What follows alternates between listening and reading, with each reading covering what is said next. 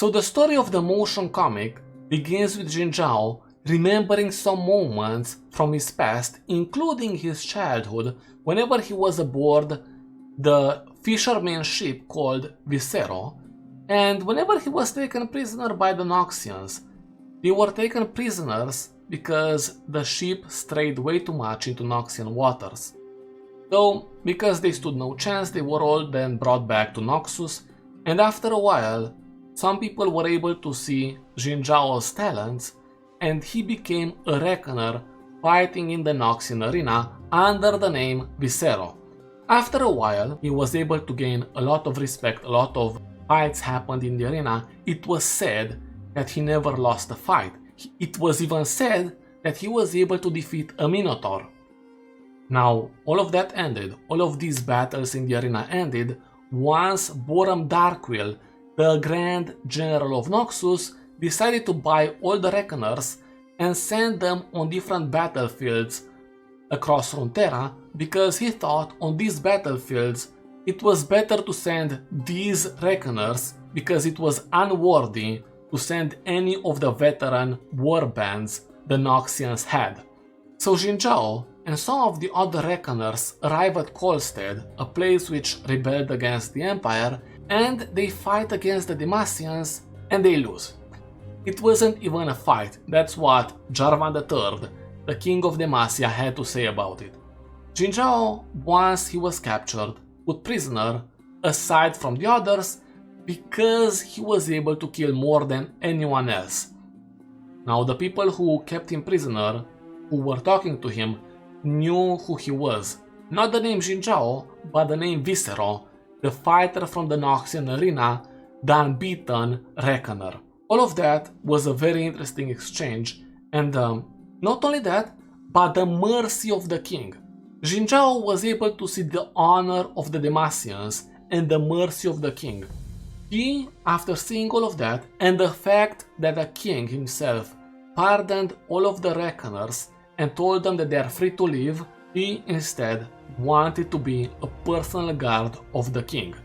After proving his worth, the king accepted him, and he became an esteemed member of the Demacian court. So he arrives in Ionia because he has some questions. Once he arrives, we can see that it's been 30 years, which is a crazy amount.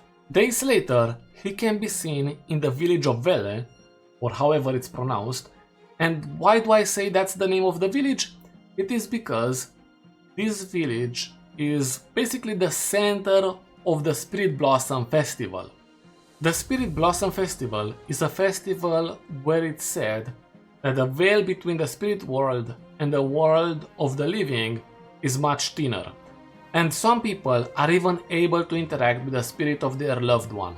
There are many ways of doing it, but the most prevalent one is to place the blossom on the tombstone of their loved one, and if it blooms, it means that the soul or the spirit of their loved one is at peace and they can even interact with it for a while. If it doesn't bloom, if it wilts, it means that the spirit has been corrupted and it cannot rest in peace. So one of these blossoms grew all the way in Demacia, and as it is said in the motion comic, that's something that never happens.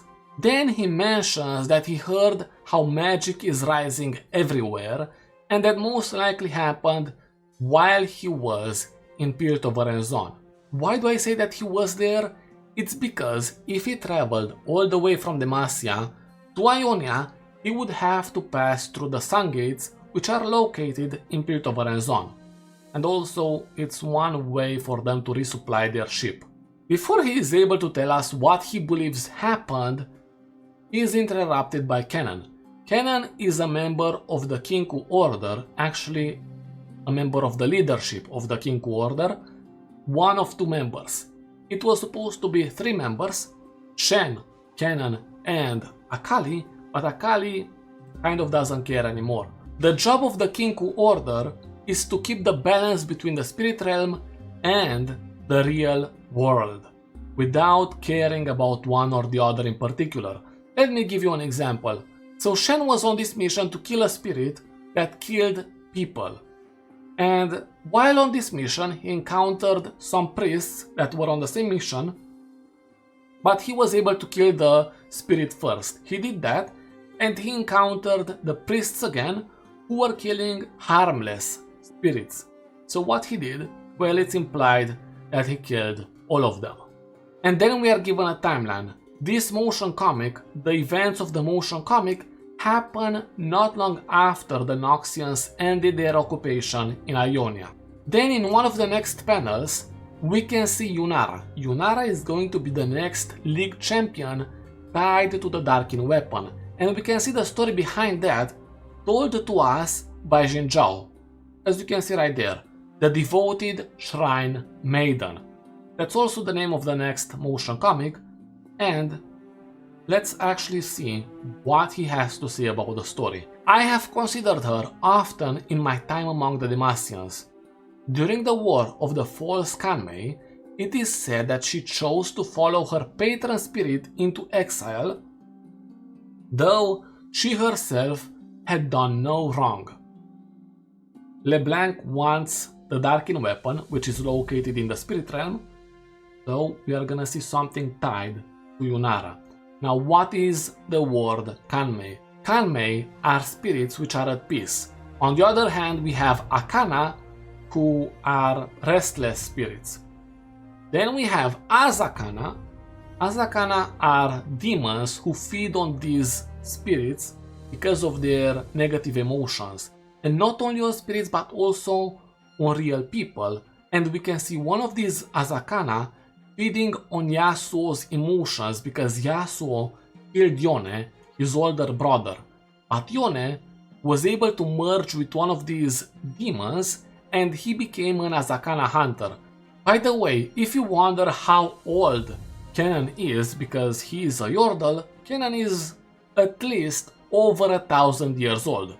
So Heimerdinger is basically a child in comparison. Why do I say that? It is said that Kennen left the spirit world, he left Bandle City over a millennia ago, and after a while it is said that he joined the Kinku Order centuries ago, right?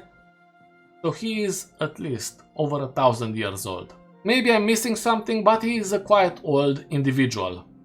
Kennen and Xin Zhao end up talking about a blossom which flowered out of a simple Demacian birch, and that birch is referenced in the Everywhere and Everyone story. That one is focused around LeBlanc, and LeBlanc has this copy of herself in the garden of the Demacian palace, and that's where she poses as a gardener. Xin Zhao is mentioned in that story, and he is mentioned going across the garden, and at one point he picks up a seed, a single seed, which he puts in his pocket, and I believe that seed is the tree we see right here. In the next panel, Xin Zhao mentions that his liege lord, Jarvan, insisted to take the royal ships and find the answer for himself. And that's what he did. In this case, I believe we have liege lord as Jarvan IV, the kid of Jarvan III. Liege lord can refer to a king as well. So what happened to Jarvan III? Well, Katarina assassinated him. In the Katarina comic, it is stated that after Swain gained control and became the Grand General, he sent Katarina on various missions to kill people who were either Boram Darkwill loyalists, or they were against the Swain regime, or the king of Demacia. And that's what she did. I mentioned that Xin Zhao became a royal guard, so what happened? Why couldn't he stop Katarina from assassinating the king? He was sent by the king on a mission to deliver a note so they could prevent a mage rebellion.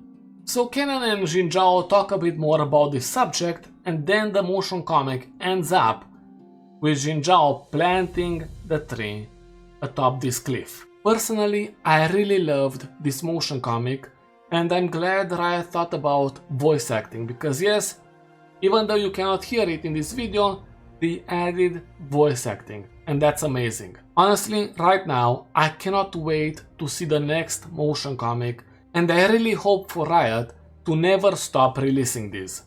What about you? Tell me your opinion in the comment section, and of course, subscribe to the channel.